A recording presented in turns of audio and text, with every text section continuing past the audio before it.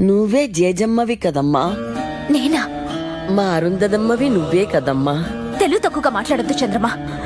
నన్ను పిచ్చిదానిగా చేయకండి. నేను జేజమ్మని కాదు కాదు కాదు. నువ్వు జేజమ్మవు కాకపోతే నీ మీద అడిగే కక్ష ఎందుకు? అదే ఎందుకు? నువ్వే జేజమ్మవి కాబట్టి. కాదు, అబద్ధం. వాడిని నాశనం చేయగలనని జేజమ్మని నమ్మితే అది ఎలాగో తనకి తెలిసే ఉంటుంది. మళ్ళీ పుట్టిన ఈ జేజమ్మకే అది తెలియాలి. జేజమ్మ చెప్పు. నేను జేజమ్మని కాదంటే వినిపించుకోరే. నా చుట్టూ ఈ కట్టు కదలేంటి? నీ చుట్టూ రగులుతున్న ఈ వినాశనం అబద్ధమా? నిజం. నిన్ను వాడు నాశనం చేస్తాననడం అబద్ధమా? నిజం. నిన్ను హింస పెట్టడానికే వాడు సమాధి బద్దలు కొట్టుకు రావడం అబద్ధమా? నిజం. నిజమే. అప్పుడు నువ్వే జేజమ్మ అన్నది కూడా నిజం. నువ్వు మళ్ళీ పుట్టావుని అల్లా సాక్షిగా నేను నమ్ముతున్నాను. అది నిజం కాదు. అవును. కానే కాదు. ఏ సచ్చే? కాదు. ఏ సచ్చే? కాదు. देखो